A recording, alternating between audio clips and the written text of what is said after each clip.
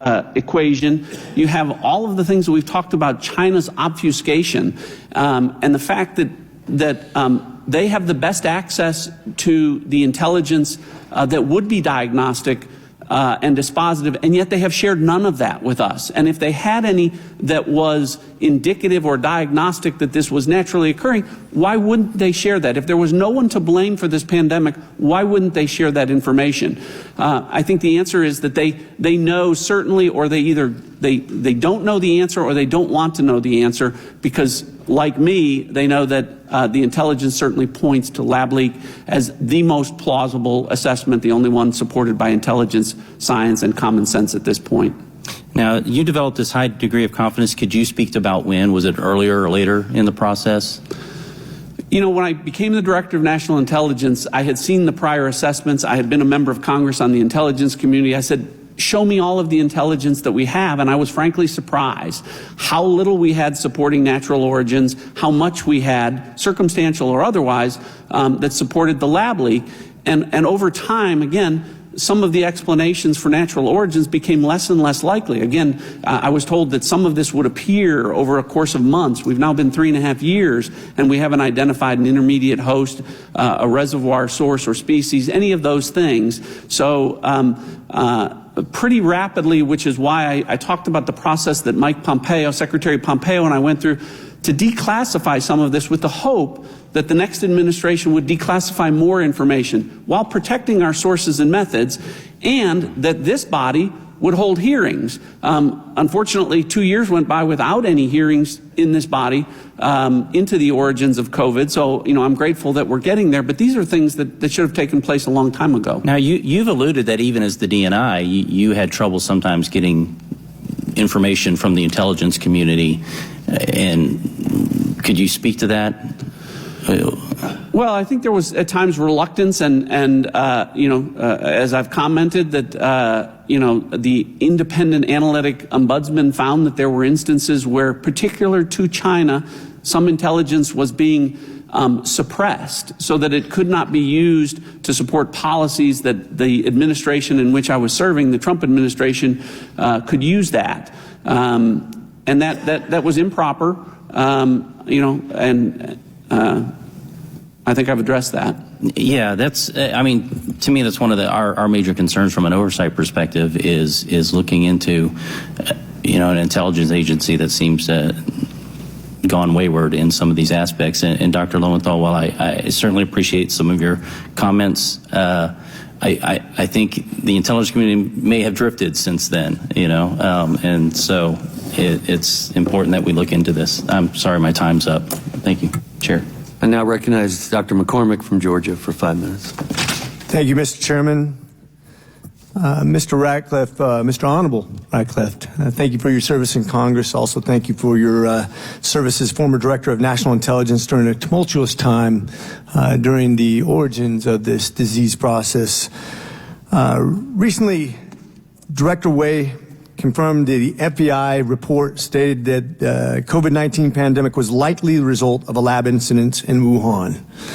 Based on your knowledge, do you agree with the report from the Department of Energy as well? I agree with both the FBI and the Department of Energy. Thank you. In your testimony, you stated, and I quote, "Our intelligence has led to a demonstrable shift whereby a few of the intelligence community's 18 agencies are now publicly assessing that the COVID-19 virus originated from a lab leak in Wuhan. And as this shift continues, the day will come when every single agency in the intelligence community will make the same assessment," end quote. Do you think there is another federal agency close to falling on the side of the Wuhan lab leak theory in the near future, and if so, which one?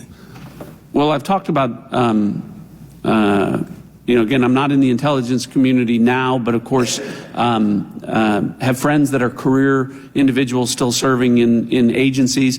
You know, my understanding is that that in most of the agencies, there is a shift. More and more analysts believe that a lab leak is the most plausible, if not the only plausible assessment to make, and that it's a minority in most agencies that are holding on to the idea that this is naturally occurring. I would hope, as I talked about, the fact that the CIA would make an assessment at some confidence level, and based upon my personal knowledge of conversations about analysts within that agency, I believe that a great majority of those analysts do support the Department of Energy and the FBI analysis, and it is a minority opinion that is currently holding back the CIA from making that assessment that a lab leak is the most plausible. And certainly, in your estimate, in the last year, is there some new information that occurred, or do you think the CIA could have come to that conclusion probably about a year ago or so? Well, I think you could. We certainly could have. All agencies within the United States intelligence community could have made an assessment at some confidence level a year ago on this in favor of a lab leak. My understanding specifically from the Department of Energy that there was new intelligence that persuaded them to make their assessment of a lab leak. So new intelligence is always being gained. But again, from my standpoint, the more time that passes, the further we get without anything tying COVID-19 to nature. So I talked about no environmental source, no intermediate host, no reservoir species, none of that. It makes it less and less likely that this was a natural origin. I think as a physician of emergency medicine and as a scientist, I think I thoroughly agree with that assessment. And in fact, I think it could have been reached a long time ago, in my opinion. I think the fact that we're even having this conversation is absurd. It's very easy to identify whether there's animals in the wild that have or have not this disease. The fact that the Chinese have literally spent years and incredible efforts trying to obtain that information and have received zero information supporting one theory, whereas we know there is an incredible amount of evidence on the other side of that points to one thing, and that's a CCP cover-up. This unfortunately leads me to the conclusion that the efforts of this administration, Dr. Fauci, the WHO, and multiple bureaucracies are willfully or ignorantly colluding with the CCP. That's what bothers me. Director Ratcliffe, as you know, this committee was formed on the basis that we would seek the truth to create recommendations to face the future pandemics. With that being said, I have one last question for you. And in your opinion, what reason could the administration, public officials, and many of our federal agencies have for hiding the truth from the American people? And if you can't speak to that, what effect do you think this has on the American people's trust of their public health officials and the government? Well, I would say that, China has been identified as our number one nation-state adversary. They've been described by the current administration as a strategic competitor, but our intelligence clearly tells us they are an adversary. Their public actions very clearly dictate that they are an adversary, and I think that the current administration, for whatever reason, has been reluctant to confront China on any number of issues or transgressions that have taken place publicly, from spying, a spy balloon that flew over the country, threats against legislators in this body from landing in Taiwan. The list is long, and there hasn't been an effort by the current administration other than to say we're not seeking conflict with China. And I think that has continued with respect to this issue into COVID origins. I agree with you. I don't think we can learn from this if we're not being honest. We can't prepare for the next pandemic if we're not being honest. We have obvious answers that we want to ignore. I think we've been biased. I think we have to really acknowledge this if we're going to prepare for the next virus. Mr. Chair, I think we cannot disallow that we've already had multiple viruses from animals in the past, but we're not doing what we need to prepare for with Wuhan leaks and disallowing gain of function. With that, I yield. I now recognize Mr. Moskowitz from Florida for 5 minutes of questions. Mr. Chairman, thank you. The American people deserve to know the origins of the COVID-19 virus. I happen to believe, based on the evidence that is available, that it's most likely that it came out of the lab than not. But for the families who lost loved ones to COVID, they don't have an answer. For the businesses that were shut down, they don't have an answer. For the folks in nursing homes who couldn't have their loved ones visit them, they don't have an answer. And I know all of this because I'm the only one in Congress who ran a COVID-19 response operation as the Director of Emergency Management for the state of Florida. I'm the only one who had to go to China to buy masks and buy nasal cannula oxygen and buy ventilators and having to buy viral media and universal media and having to get all of that stuff from around the world, competing with everybody but Antarctica, because this country was not prepared to take on a pandemic. Those families deserve to know. My dad, like some others, was diagnosed with cancer during COVID-19. We couldn't be with him in the hospital during treatment. Those families have a right to know. Students who weren't in school have a right to know. But also, I think the American people have a right to know why so much misinformation was spread about COVID-19 in this country by President Trump. Let me just read some of the greatest hits from President Trump. China's been working very hard to contain the coronavirus. The United States greatly appreciates their efforts and transparency. It will all work out well. In particular, on behalf of the American people, I want to thank President Xi. Okay. I just spoke to President Xi last night. And you know, we're working on the problem, the virus. It's a very tough situation. I think he's going to handle it. I think it's handled very well.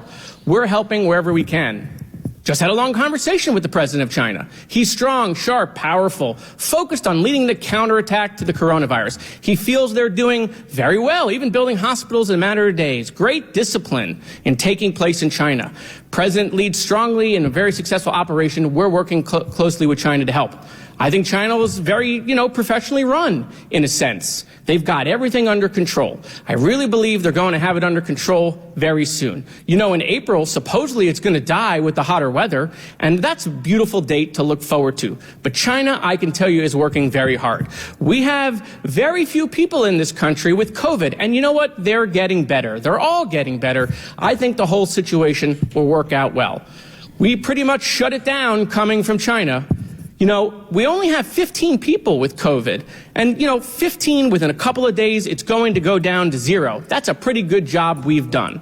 It's going to go away, hopefully at the end of the month, and if not, hopefully soon after that.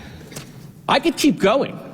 This goes on, and every day it goes on, there were more and more cases in this country. And so we have to find out why the president was spreading that information. We heard about this paper, Proximal Origins paper, in the committee. And we heard from members that this paper specifically said that they didn't want to investigate the lab leak at all. That is not true. Here's the quote from the paper. We must therefore examine the possibility of an inadvertent laboratory release of SARS-CoV-2. So I don't know why we continue to spread this misinformation. I also think one of the things we should learn, because the document that Mr. Radcliffe has been reading from as part of his testimony suggests analysts appeared reluctant to have their analysis on China brought forward because they tend to disagree with Trump administration policies. Well, one of the things I also think we should investigate is, did the professionals not share the information they had with the president because they didn't trust the president because every single day he was going out saying this stuff? Or better, going out and telling people they can drink bleach, or they should just go out and put light in the body and we'll get rid of COVID. I mean, this went on for a long period of time. So yes, we need to investigate. We need to investigate the origins of COVID. We need to know what we knew when, and we need to share that with the American people. And we need to know why President Trump, who was in charge when COVID happened, he was in charge when COVID got out of control, why he didn't tell the American people the truth. I yield back. I now recognize Mr. Jordan from Ohio for 5 minutes. Thank you, Mr. Chairman. Mr. Ratcliffe, I think Dr. McCormick was on to the right question. It seems to me the fundamental question is why? Why did they lie to us? And why is it taking so long? You point this out in your testimony. Why is it taking so long for every government agency to admit what we all know? Because belief in a lab leak as the origin of, as the start of this, is not a conspiracy theory, is it, Mr. Ratcliffe? No. Why is it taking so long then? I mean, you knew that early on, right? If I look at you, you knew that you were confirmed, I think, in May of 2020, and you knew that within weeks that this thing came from a lab. In fact, you say that, I think, in your testimony. You say a lab leak is the only explanation, only credible explanation. If this were a trial, the preponderance of the evidence is all on the side of the lab leak. You knew that within weeks. So why did the government not tell us the truth? Well, I think, when you look at the intelligence community report that the Biden administration put out in October of 21, they acknowledge that China's refusal to cooperate, but the report in any way ignores what I think is the inescapable fact and reality that if the CCP had anything exculpatory, anything at all, anything that would be helpful to showing that no one was to blame for this, that this occurred naturally, that they would share that. And, why not share data, samples, research, everything that tends to show that they had access to, that would tend to show that this was naturally occurring and tend to show that lab leak theory really was a conspiracy theory. But they didn't do that because they couldn't do that. And to me, that's why making an assessment with some level of confidence is something that should have been done a long time ago by the intelligence community. Yeah, we need to protect sources and methods. It's why Mike Pompeo and I labored over how much of this can we put out, hoping that it would drive the next administration coming in to declassify more information, which they haven't, and would drive congressional hearings into the origins of this, which it didn't. Here's what gets me. So the director of national intelligence knew this thing came from a lab. The Secretary of State knew this thing came from a lab. Common sense tells you this thing came from a lab. And frankly, even the guys who called us names knew it came from a lab because we have their emails. We have their emails from the start. Mr. Gary says, I don't know how this happens in nature. It'd be easy to do in a lab. Mr. Anderson says, this is not consistent with evolutionary. Everyone knew at the get-go. You knew at the get-go. And yet, they tell us just the opposite. Why? Well, you left out the top public health official, a virologist, Dr. Redfield. Dr. Redfield knew. He's testified, yes. Also testified. So you did. You had the top diplomat, the top of the intelligence community, the top public health official, all telling you with some confidence level that the most likely origin of this was a lab leak. And I think that, unfortunately for political reasons and political narratives, it was difficult. So did you talk with Dr. Fauci during this time frame when you get in May and over the next several months? Did you talk to Dr. Fauci anytime? No. Never spoke with Dr. Fauci? No. Do you find that strange when he's out saying something directly contrary to the Secretary of State, to the Director of National Intelligence, and to the top virologist, Dr. Redfield, that Dr. Fauci wouldn't talk with you? Yeah, to be clear, there were folks within the coronavirus task force that were communicating, medical and scientific information to the intelligence community, not me directly. But none of that information was frankly consistent with what we've talked about, what the intelligence showed. Again, some of those individuals, to include Dr. Fauci, were promoting the idea that this was natural origins, and notwithstanding, the language that was read, they were referring to it publicly as a conspiracy theory in certain conversations. Dr. Collins called us conspiracy theorists if you believed in the lab as the origin. Tell me why do you think Fauci and Collins took that? I got my theory and I think I'm right, but I'd like to hear from the Director of National Intelligence what he thinks Fauci and Collins' motivation for sharing false information with the American people. Well, I think the best evidence of that is their own conversations, which say that they didn't want unwarranted or unwanted, or I think the term was unwanted attention to the relationships that were taking place between Western virologists and those working within the Wuhan Institute of Virology, and funding sources for some of that research. Our money to a lab in China that wasn't up to code, that was doing gain-of-function research, and that's where this thing came from. That's what they didn't want us to know. Do you agree with that, Mr. Ratcliffe? I do agree with that. That's important. Thank you. I yield back.